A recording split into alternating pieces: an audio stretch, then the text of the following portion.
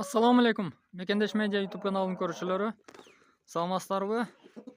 Бүгүн биз сиздерге ушул Тоджон корейский бройлер эт жана жумуртка багытындагы тооктор тууралуу кичине маалымат берем. Андыктан биз менен бирге болуңуздар. Каналды биринчи жолу көрүп аткандар катталышты унутпаңыздар. Лайктан басып, өзүңүздөрдүн сунуш ой пикириңиздерди билдирип коюңуздарды суранабыз. Туугандар, булар жумуртка жана эт багытындагы Тоджон корейский порода тооктор. Бул тооктор тууралуу былтыр да биз сиздерге видео тартканмын. Бул жолу да кичине кененирээк маалымат берип кетем. Себеби былтыркы тартканымда эми жумурткага кирип баштаган учур болчу. Андыктан быйыл результат кандай болду, сезон кандай болду, ошол жөнүндө кичине маалымат бөлүшөм. Бул тооктордун мындай өзгөчөлүктөрү чоң болот экен. Анан жумуртка берүүсү дагы жакшы, результат жакшы. Бирок жожо маалда жемди көп жейт экен. Бирок ошого жараша чоңойот экен да. Мен жемди бройлердин жеми менен бактым, себеби булардын технологиясы ушундай экен. Анан бул тоокторду мен Oasis Agro ишканасынан алганмын, Ошто жем чыгарган. Баарыңыздар да билсеңиздер керек. Ошол фирмадан алганмын, өзүнүн заводдон, фабрикадан барып Оштон алып келгем. Анан бул тооктордун мындай плюс жактарын айтсам, көпчүлүгү сурайт, эт багытындабы же жумуртка багытындабы дегендерге айтат элем. Бул эт жана жумуртка дагы кете берет экөөгөчү. Себеби жумуртканы дагы өтө жакшы берет экен. Мисалы үчүн азыр мен 50 жөжө алып келгем. 50 жөжөдөн 25 жөжөнү 50 жөжөдөн жарымы короз, жарымы маки чыкты. Анан булар ичинен эми 4-5 кичине өзүмдүн кайдыгерлигимден карабай өлтүрүп алдым.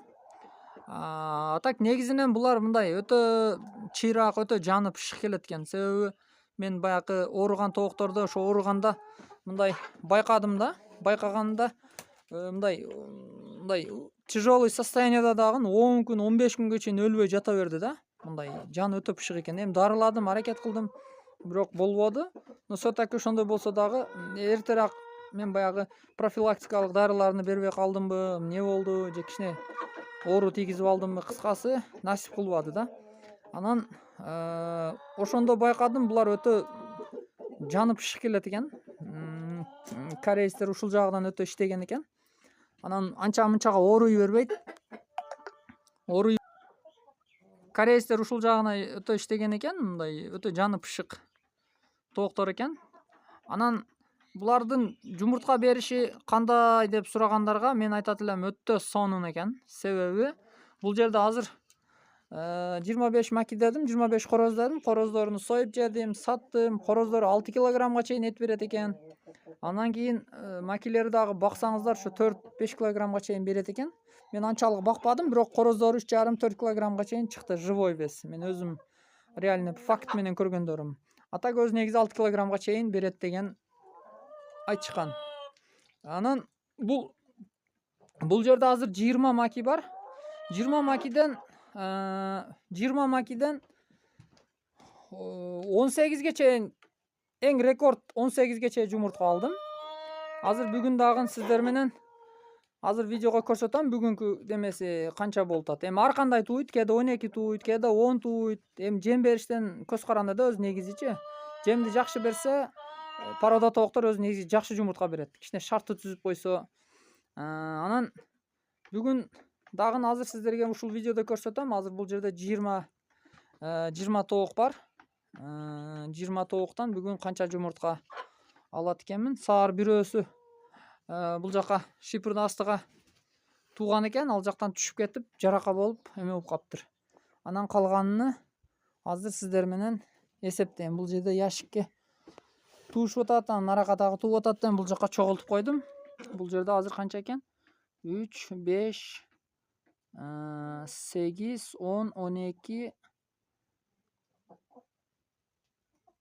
16 экен, 16. 16 болсо, 16 болсо, азыр бул жакта да карайлычы, баары жок бекен.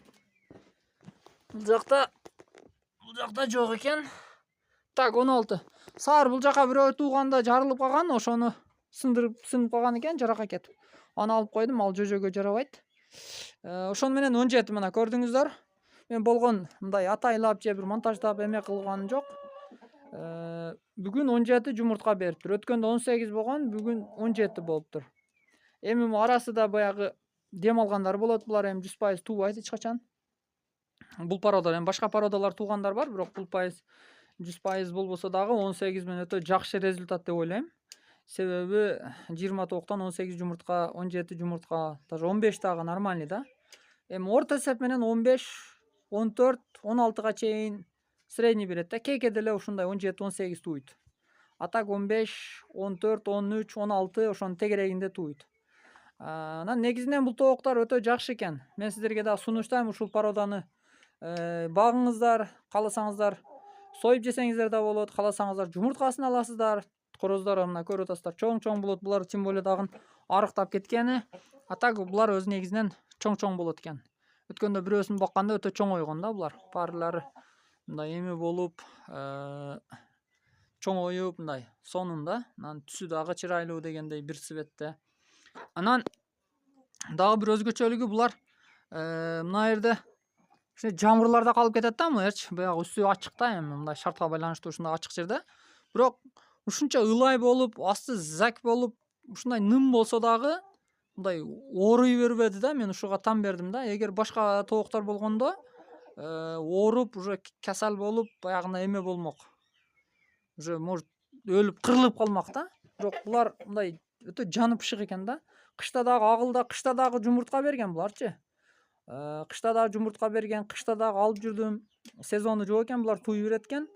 Анан ошол өтө жаны пышык тоок болот экен. Жумуртка беришет, чукумдар дагы, жумурткалар дагы чоң. Мына азыр көрсөтөм мен сиздерге, мына. Чоң көрдүңүздөрбү? Жумурткалар дагы чоң. Эң эле кичинекейлери мына окшойт. Мына. Ушул дагы азыр 55 граммдан өдө да.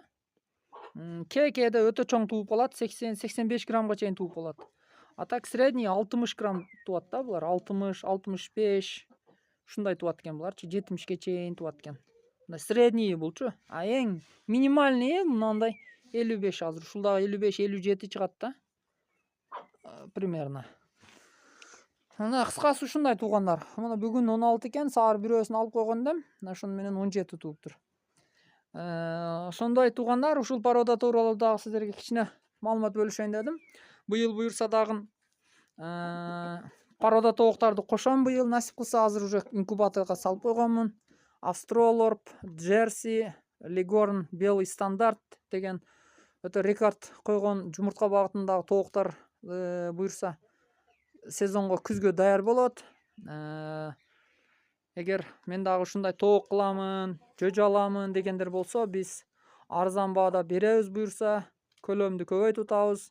Каалаган көлөмдө чыгарып беребиз жөжөлөрдү, жумурткалары да болот. Азырынча бизде Тоджо менен эле Адлерский серебристый бар.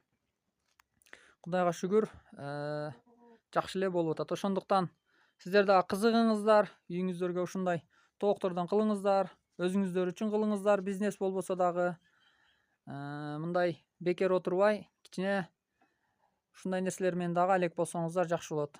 Мен ушул жерде өзгөчө айткым келет. Мен клиенттерим негедир мына биздин эжелер, апалар өтө эмгекчил келет экен. Себеби көп клиенттерим аялдар.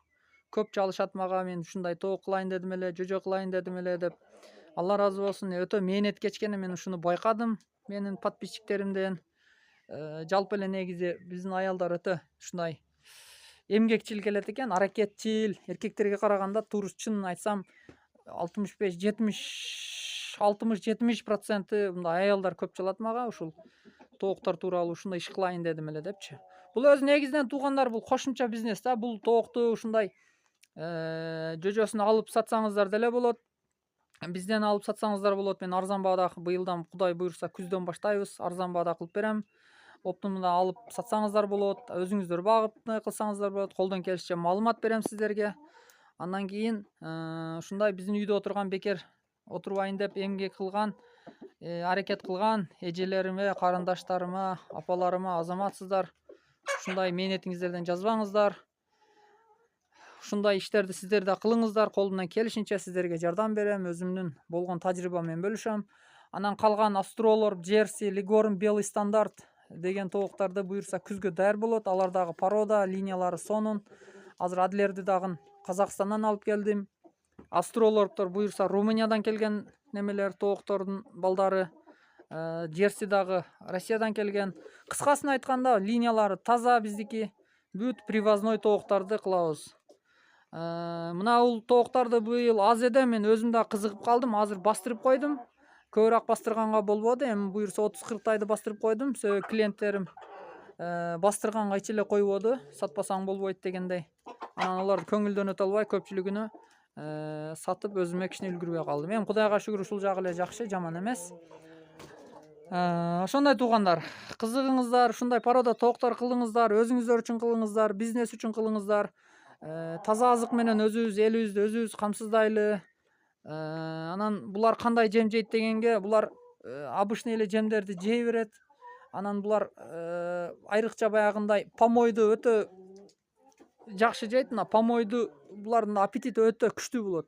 Помойду берсеңиздер, мисалы үчүн кээ бир столовойлуу барлар бар, же башка ушундай эмелер бар, азыр мусорлорго эле төгүлүп кетип атат. Ошондой нерселерди дагы буларга берсеңиздер өтө сонун, тез чоңоет. Мындай кичине чөжөрөк маалда. Анан тоок маалда берсеңиздер ham семиз болот. Бакканга, эт неме кылганга жакшы.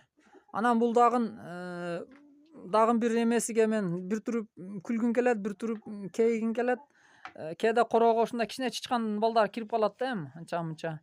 Анан ошону дагы мен 1-2 жолу жеген көрдүм да. Булар ушундай даже чычкандарды ham жеп коет экен да. Мен өз көзүм менен көрдүм. Бул жагы мындай мен үчүн да таң калыштуу болду. Ушундай кызыктуу характерлери бар порода тоджон деген эмелер.